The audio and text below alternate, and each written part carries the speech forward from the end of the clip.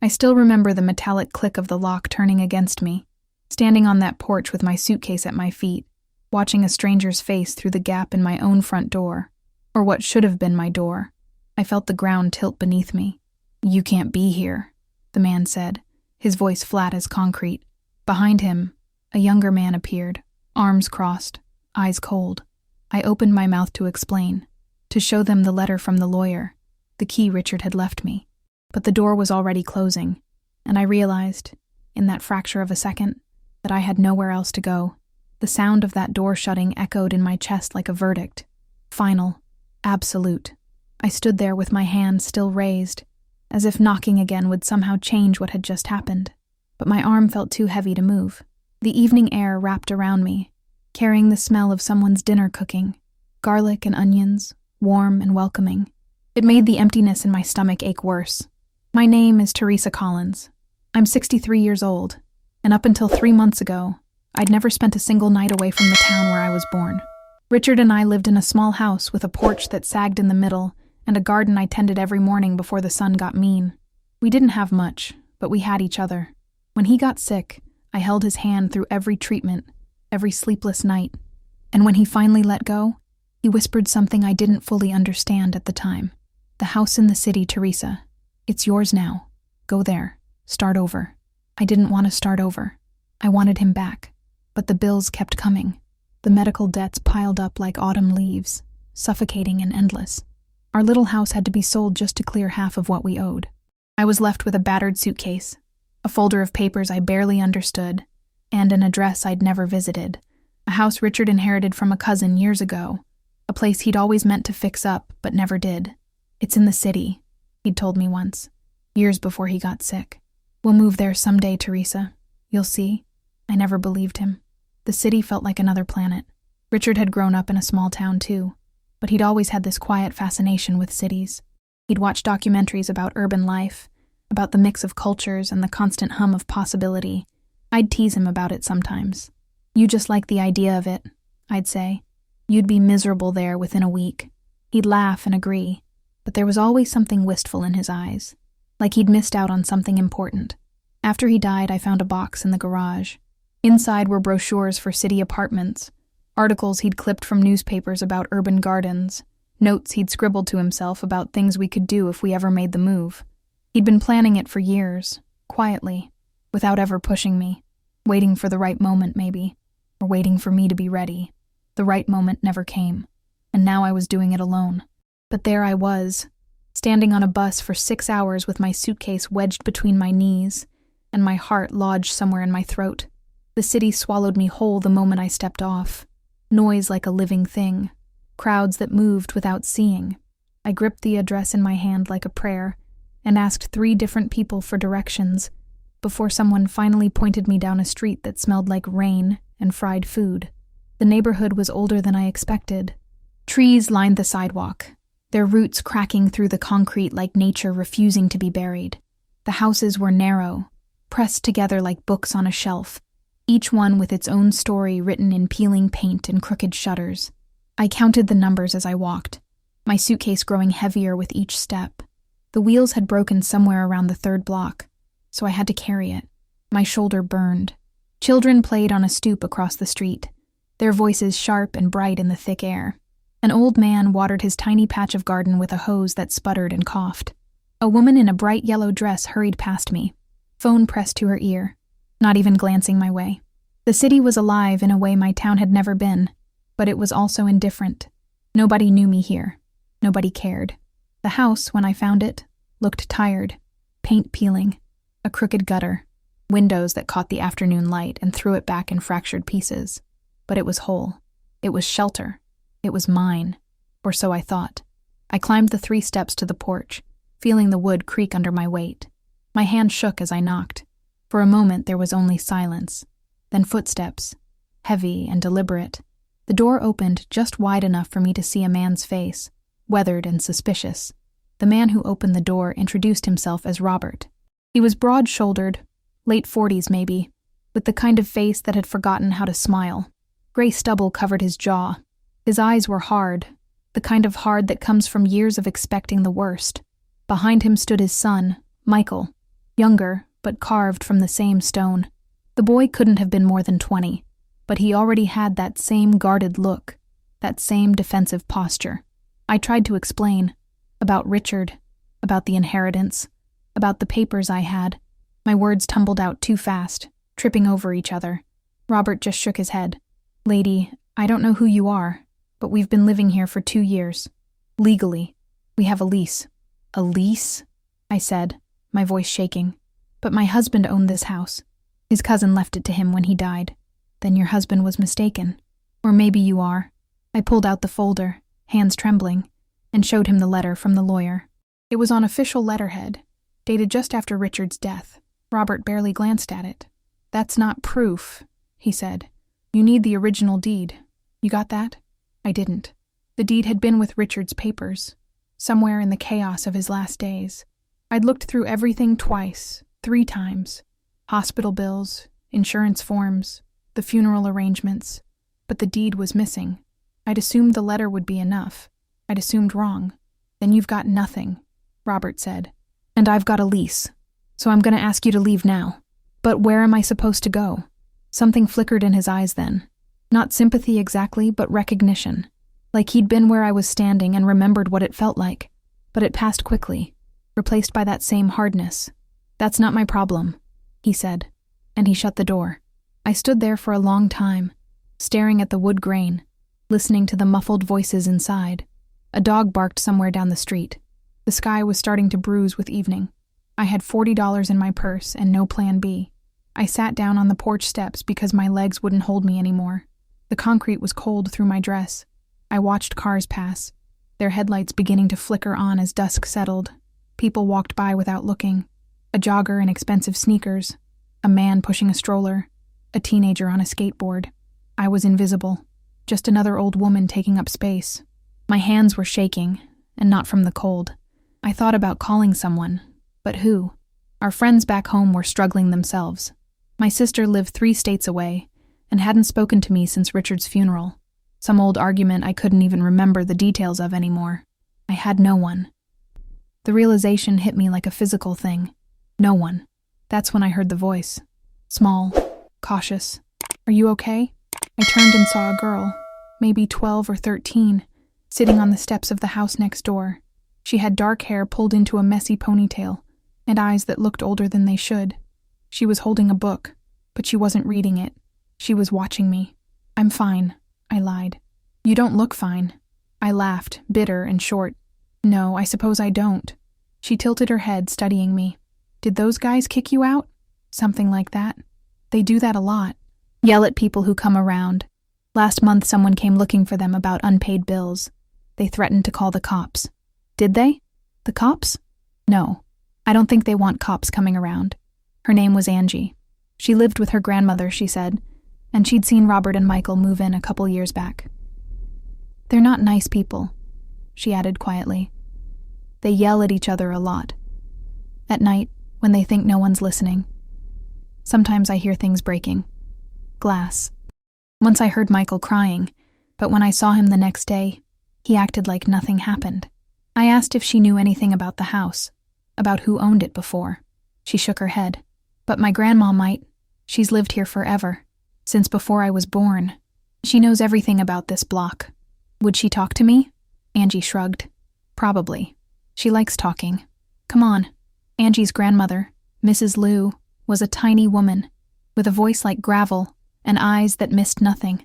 She invited me in, made me tea I didn't want but drank anyway, and listened to my story without interrupting. Her house smelled like incense, and something sweet I couldn't identify. Photos covered every surface. Children, grandchildren, people I assumed were long gone. A lifetime of memories preserved in frames. When I finished, she nodded slowly. I remember your husband's cousin, she said. Stephen, nice man. Quiet. He died, 5 years ago? Heart attack. The house sat empty for a while. Weeds took over the yard. Windows got broken. The neighborhood kids used to dare each other to go inside. What happened then? Those 2 showed up. Said they had permission to fix the place up. I figured Stephen's family had finally dealt with it, but I never saw any family. Just them. They said they have a lease. Mrs. Liu snorted. From who? I never saw a landlord, never saw anyone come or go except them. And believe me, I watch. Not much else to do at my age. That was the question, wasn't it? From who? I slept fitfully on Mrs. Liu's couch that night. She'd insisted I stay. Wouldn't hear any argument. Angie brought me an extra blanket and a pillow that smelled like lavender. I lay in the dark, listening to the sounds of the city. Sirens in the distance. Someone's music thumping through the walls. Voices arguing in a language I didn't recognize. So different from the silence of home. I thought about Richard. About the dreams he'd had for this house. For our life here. About the fact that he'd never see it. Never know if I made it work. I cried quietly into that lavender pillow, trying not to wake anyone. I went to the police the next morning. The station smelled like coffee and something sharp I couldn't name. Sweat, maybe. Fear. The officer behind the desk looked at me like I was a puzzle he didn't have time to solve. I explained everything. The inheritance, the letter, the men in the house. And he sighed, not even bothering to hide his impatience. "Ma'am, this sounds like a civil matter. You need to take it up with a lawyer. But they're in my house. Illegally. Do you have proof it's your house?" "I have a letter." "Not proof. You need a deed. Title. Something official." "I don't have that. But I have..." "Then I can't help you. This is between you and them. Get a lawyer." "I can't afford a lawyer." He handed me a card for legal aid. "Try them.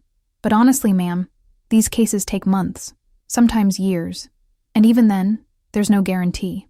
I left the station with my chest tight and my vision blurred. I sat on a bench outside and cried, not because I wanted to, but because I couldn't hold it in anymore. A woman walking by gave me $1, mistaking me for homeless. I stared at the crumpled bill in my hand. Maybe I was homeless now. Maybe that's what I'd become. A homeless old woman with nowhere to go. Angie found me there an hour later. "Come on," she said, tugging my sleeve. "We'll figure it out." I don't know why I followed her. Maybe because she was the only person in that entire city who'd looked at me and seen a human being. We went to a legal aid office Angie had found online. The waiting room was packed with people who looked just like me. Tired, desperate, clutching folders of paper like life rafts. A young mother with 2 children climbing over her. An old man with a walker. A woman in a housekeeping uniform, still wearing her name tag. We waited for 2 hours before a woman called my name. She was young, maybe 30, with tired eyes and stacks of files covering her desk. She looked at my papers and frowned. "Without the deed, it's going to be hard to prove ownership," she said. "Do you have anything else? Old tax records? Utility bills in your husband's name?" I shook my head. His cousin lived there, not him. We never even visited. Bank statements showing he inherited it? I don't know. Maybe. Everything's such a mess. She rubbed her temples. "Okay. I can try to file a claim, but it'll take time. Weeks, maybe months.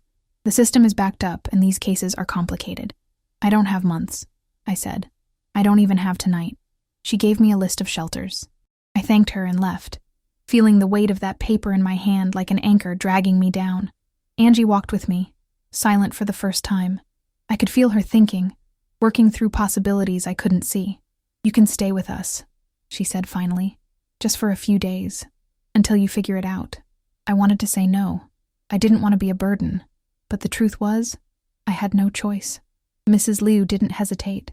She set me up on the couch with a blanket that smelled like lavender and told me I could stay as long as I needed. "We'd take care of each other on this block," she said. "That's how it works." Over the next few days, Angie became my shadow. She helped me search online for records, for anything that might prove the house was mine. She took photos of Robert and Michael coming and going, documenting their presence. She even convinced a few neighbors to write statements saying they'd never seen a landlord, never heard of a lease. We spent hours at the library, using their computers, printing documents. Angie showed me how to search property records, how to navigate government websites. She was patient in a way that reminded me of Richard, explaining things without making me feel stupid. "My mom left when I was 6, she told me one afternoon as we scrolled through records. Just left. I used to think maybe she'd come back, but Grandma said sometimes people just can't handle their lives. They run." "I'm sorry," I said. She shrugged. "It's okay. Grandma's enough. She's more than enough, actually. But sometimes I wonder, what it would be like to have a mom." I thought about my own daughter, the one I'd lost when she was just 2 days old. We'd named her Emily. Richard and I had tried for years after that, but it never happened again. We'd made peace with it, or tried to, but the ache never fully went away. "You're a good kid, Angie," I said. "Your mom? She's missing out." Angie smiled, small and sad. "So's your husband, missing out on this." But our efforts weren't enough.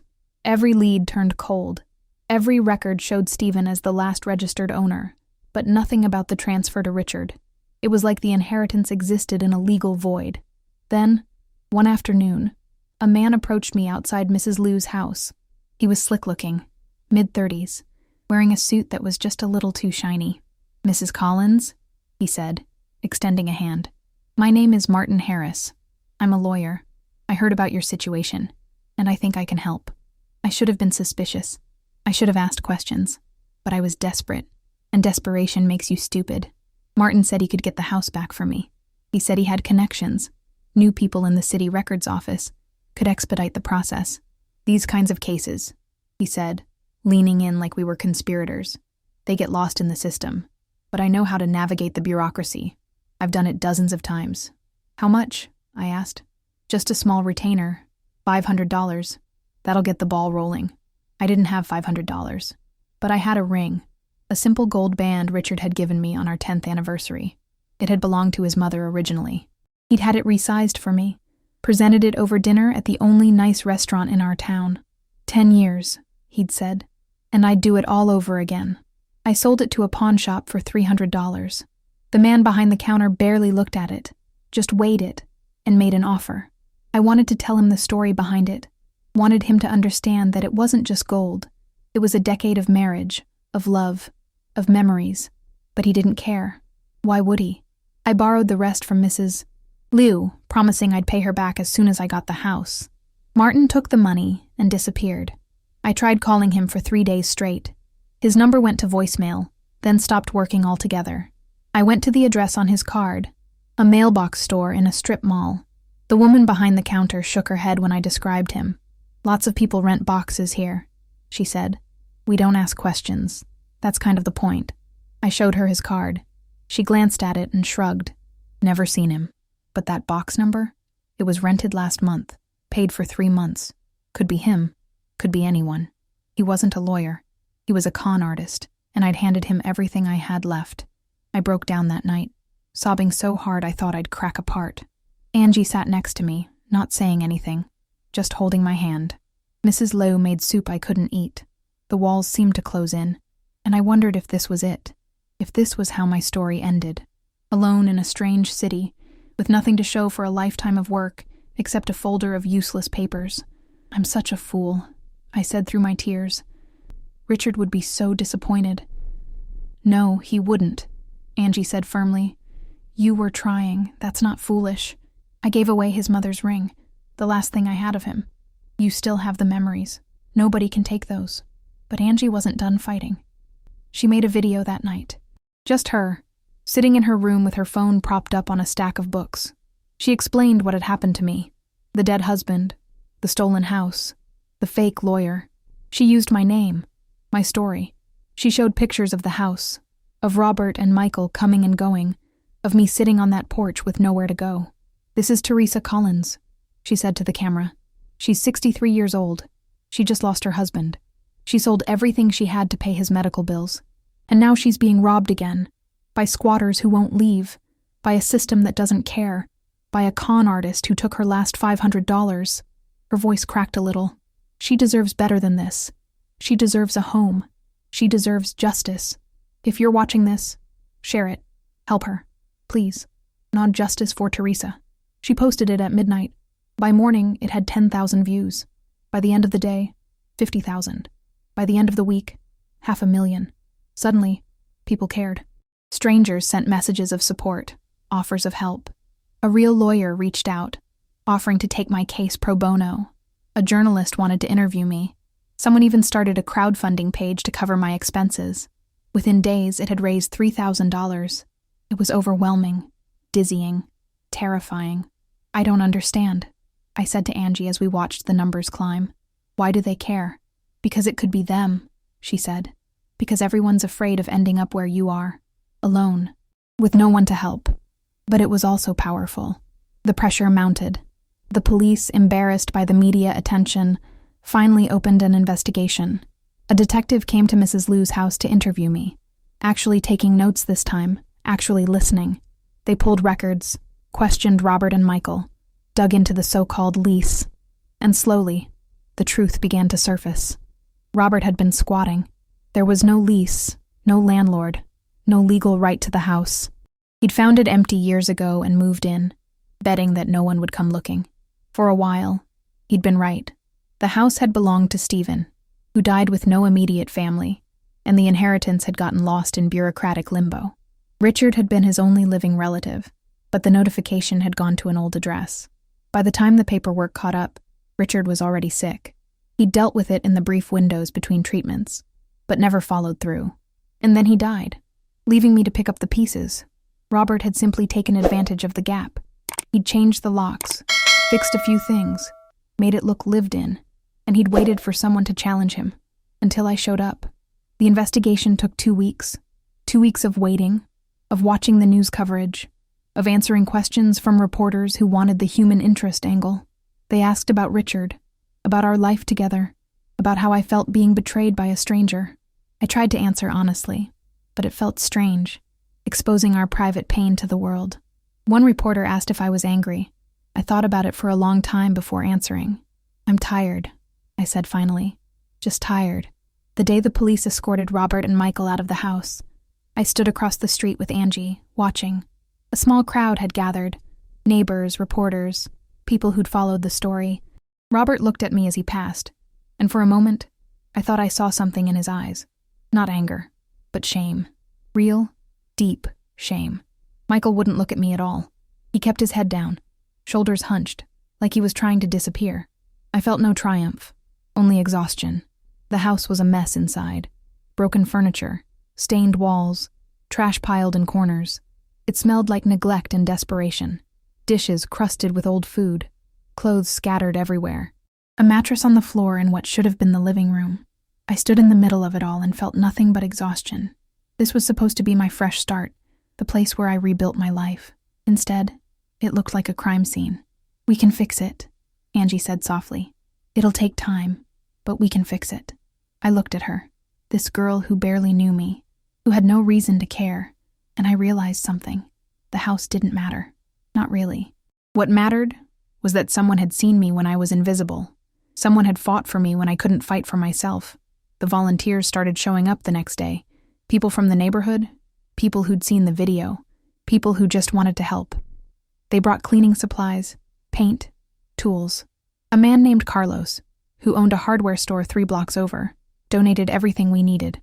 "My mother was in a situation like yours once," he said. "Someone helped her, so I help you." We worked for weeks, scrubbing, painting, repairing. Mrs. Liu organized meal trains. Angie painted an entire bedroom herself, choosing a soft blue she thought I'd like. A woman named Janet, who'd lost her own husband the year before, helped me sort through the donations of furniture that kept arriving. "It gets easier," she told me one afternoon as we assembled a bookshelf. Not easy, but easier. But the story wasn't over yet. A week after I'd officially moved in, there was a knock on the door. I opened it cautiously, half expecting another fight, another stranger with bad news. Instead, I found Martin Harris, the fake lawyer, the man who'd stolen my money. He looked different, smaller. His eyes were red-rimmed, his suit wrinkled and stained. He wasn't wearing a tie. He looked like he hadn't slept in days. "I'm sorry," he said, and his voice cracked. "I'm so sorry." I didn't know what to say. Part of me wanted to slam the door in his face. Part of me wanted to call the police, but I just stood there, frozen. "I saw the video," he continued. "I saw what you went through, and I couldn't live with it anymore. I know this doesn't make it right, but..." He held out an envelope with shaking hands. Inside was $500, cash. "It's not enough.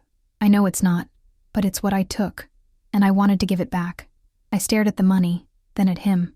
"Why?" I asked. "Why did you do it in the first place?" He swallowed hard, his Adam's apple bobbing. "Because I was desperate. My daughter, she's sick. Leukemia. The treatments are experimental, not covered by insurance. I couldn't afford them. I had a real job once, a real law degree, but I lost it all when she got sick.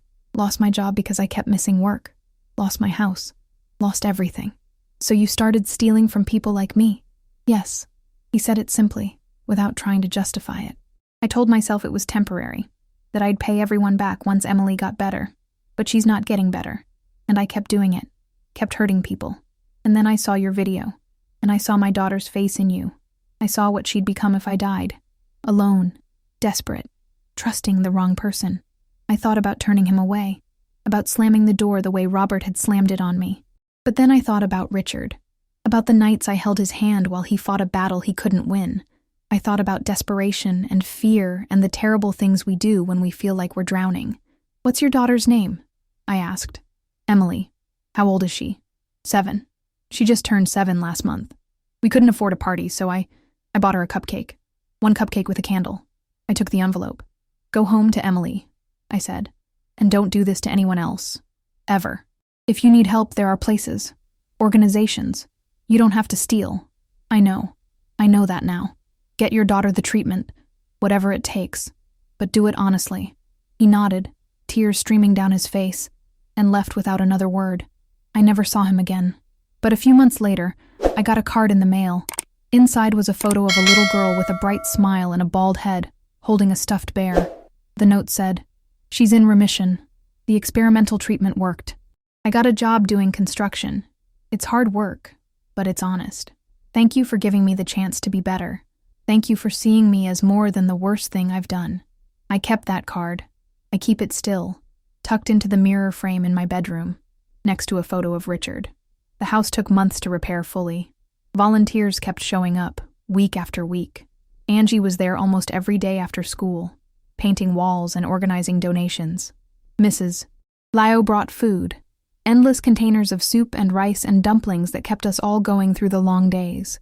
The pro bono lawyer, a woman named Sarah Chen, made sure the deed was properly transferred, legally airtight.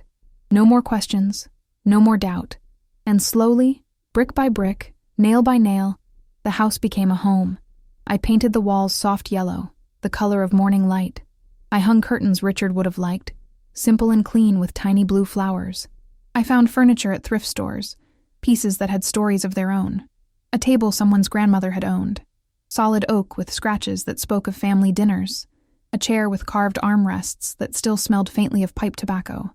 Each piece felt like a small reclamation, a tiny victory against the chaos. Angie helped me set up a small garden in the backyard. We planted tomatoes and basil, flowers that would bloom in summer, marigolds and zinnias, bright and defiant. She told me about school, about books she was reading, about dreams she had of leaving the city someday and seeing mountains. I listened, grateful for her voice, for the way she filled the silence Richard had left behind. "Do you think you'll stay here?" she asked one afternoon as we weeded the garden bed. "In the city? I don't know," I said honestly. "It's still strange to me, but maybe strange is what I need. My mom used to say that too, that she needed strange, different. Then she left and never came back." I looked at her, this brave girl with her guarded heart. "I'm not leaving," I said. "Not yet, anyway. And if I do, you'll know about it." She nodded, wiping dirt on her jeans. "Good.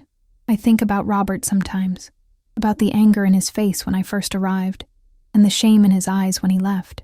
I wonder where he and Michael ended up, whether they found a place to land or if they're still drifting." I learned later, through the neighborhood gossip network, that Michael's mother had died when he was young, that Robert had been a construction worker who lost his job in the recession, that they'd been homeless before finding the empty house. It didn't excuse what they did, but it explained it, and somehow that mattered. I don't forgive them exactly, but I understand now that desperation has a lot of faces. Martin's face, my face, Robert's face. We're all just trying to survive, sometimes in ways that hurt others. The city still feels foreign to me sometimes. Too loud, too fast, too full of edges, but I'm learning to navigate it. I'm learning its rhythms, its hidden pockets of quiet. I found a library 6 blocks away where I volunteer twice a week, reading to children. I discovered a farmer's market on Saturdays, where the vegetables remind me of my old garden. I even joined a church, not mine, but close enough, where people know my name and ask how I'm doing. I'm learning that there's kindness here, hidden in unexpected places. A girl who saw a stranger crying and decided to care. A community of people who rallied around a story that touched something in them. A man who came back to make amends when he didn't have to. A neighborhood that adopted me as one of their own. Richard was right. I needed to start over. Not because the old life was bad, but because I needed to remember who I was when everything was stripped away. I needed to learn that I was stronger than I thought, that I was worth fighting for, that I wasn't alone. I still miss Richard every single day. I miss his laugh, his steady hands, the way he'd hum while doing the dishes. I miss the way he'd read the newspaper with his glasses sliding down his nose, the way he'd fall asleep in his chair after dinner with his mouth slightly open. I miss the ordinary, unglamorous reality of sharing a life with someone. I miss having someone to tell about my day, even when nothing happened. But I think he'd be proud of me, proud of what I fought for, and who I became in the fighting, proud that I didn't give up, even when it would have been easier to just let go. The house stands now, modest and patched, but sturdy. I painted the front door red, a color Richard always loved. Angie helped me plant flowers in the front yard, bright bursts of color against the gray sidewalk. Every evening, I sit on the porch with a cup of tea and watch the city move around me. Mrs. Liu joins me sometimes, and we don't talk much, but the silence is comfortable. Carlos waves as he walks his dog. Janet stops by with cookies. The neighborhood kids play in the street, their voices carrying on the evening air. And sometimes, when the light hits just right and the evening breeze carries the scent of jasmine from somewhere down the street, I swear I can feel Richard beside me, smiling, telling me I did good, telling me he always knew I was stronger than I believed. Maybe you felt like I did, invisible, forgotten, like the world had moved on without you. Maybe you've been knocked down so many times you forgot how to get back up. Maybe you're sitting somewhere right now, wondering if it's worth it to keep trying, if anyone would even notice if you stopped. I want you to know something. You're not alone. There are people who will see you, even when you feel unseen. There are hands that will reach for you, even when you think you're too far gone.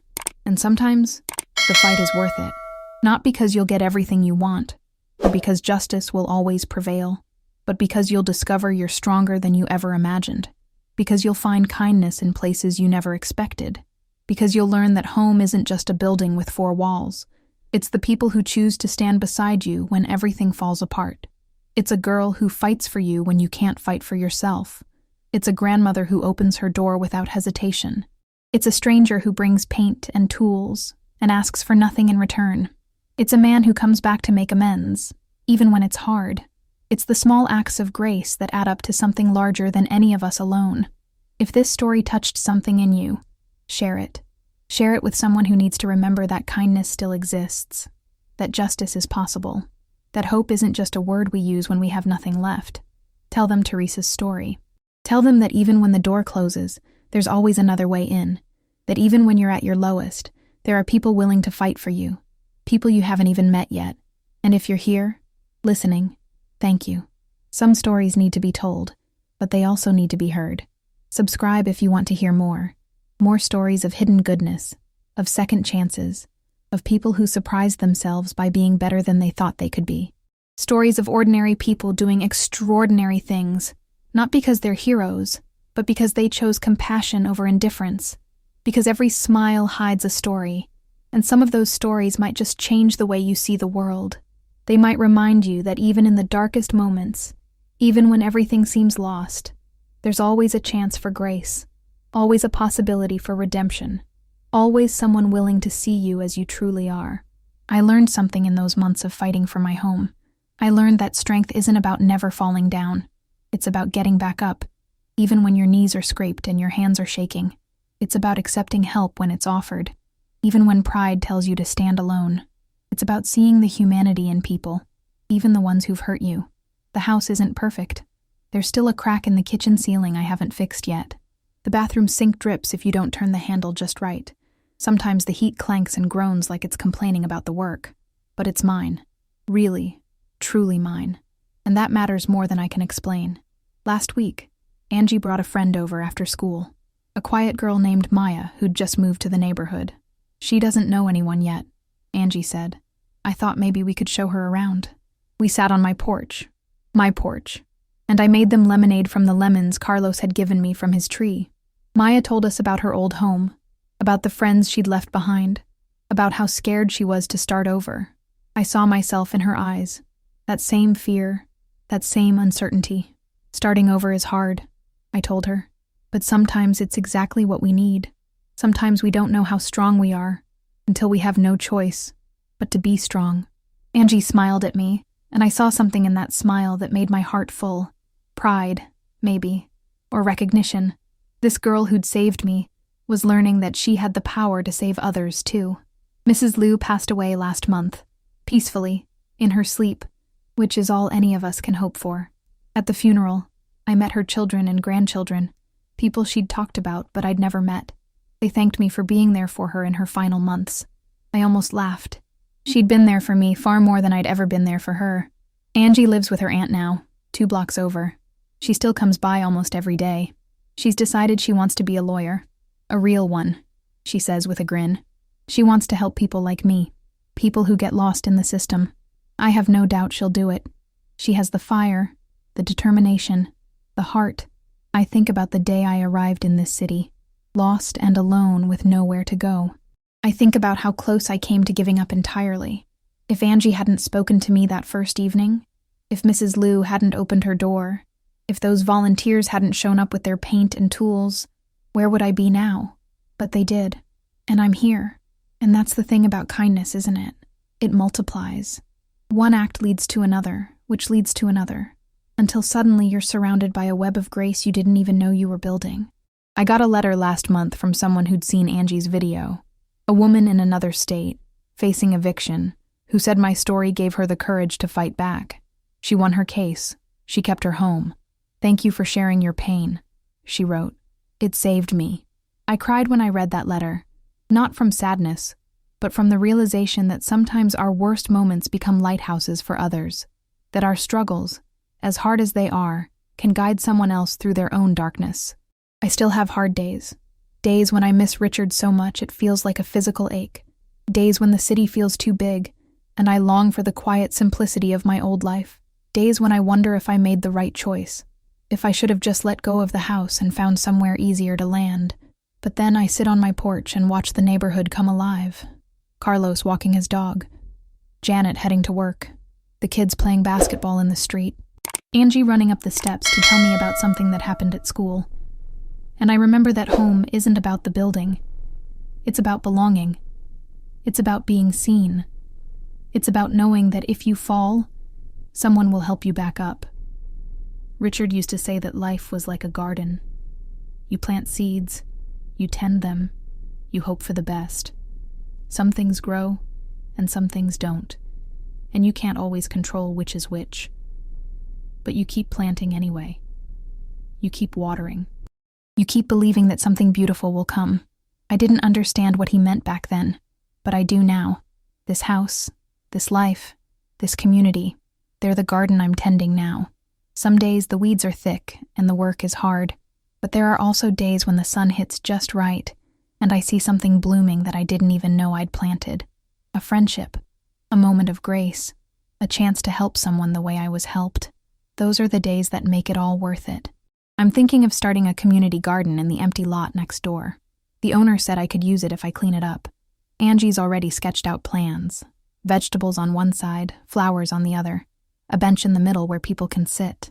Carlos offered to help build raised beds. Janet wants to plant herbs. It'll be a neighborhood project. Something we build together. Something that grows from the seeds of kindness planted in me. Richard would have loved that. He always said the best things in life are the things we create together. The things that outlast us and touch people we'll never meet. I'm 63 years old. I've lost my husband, my home, my savings, my sense of safety. I've been betrayed and abandoned and knocked down more times than I can count. But I'm still here, still standing, still planting seeds.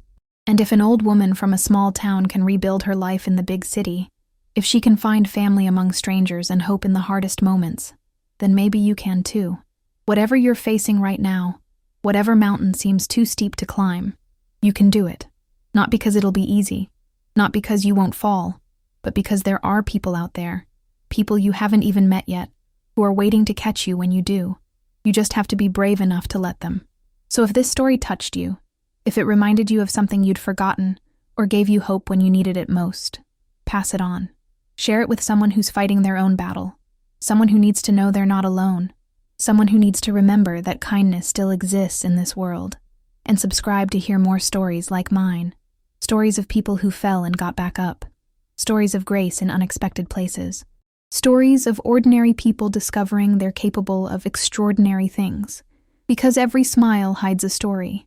Every face you pass on the street has a whole history behind it. Pain and joy and struggle and triumph all mixed together. And sometimes, when we're brave enough to share our stories, we discover we're not as alone as we thought. We discover that our pain has purpose, that our struggles can light the way for someone else. Thank you for listening to mine. Thank you for seeing me. The way Angie saw me that first evening on the porch, the way Mrs. Liu saw me, the way this whole neighborhood eventually saw me. I hope someone sees you too, and if they don't yet, keep going, keep fighting, keep believing. Your moment is coming, and when it does, I hope you'll remember Teresa Collins, the old woman who lost everything and found something better, who learned that home isn't a place. It's the people who stand beside you when everything else falls away. I'm sitting on my porch now as I tell you this. The evening light is golden, painting everything soft and warm. The marigolds Angie and I planted are blooming bright orange against the dark soil. Tomorrow, Carlos and I are starting work on the community garden. Janet's bringing coffee. Angie's bringing her sketches and her endless energy. And somewhere, I think Richard is smiling, telling me he always knew I could do it, telling me he's proud, telling me that love doesn't end when someone dies. It just changes form, becoming the courage to keep going, the strength to help others, the grace to forgive. This is my story, but in a way it's everyone's story. We're all just trying to find our way home, and sometimes the home we find is better than the one we lost. Thank you for being part of mine.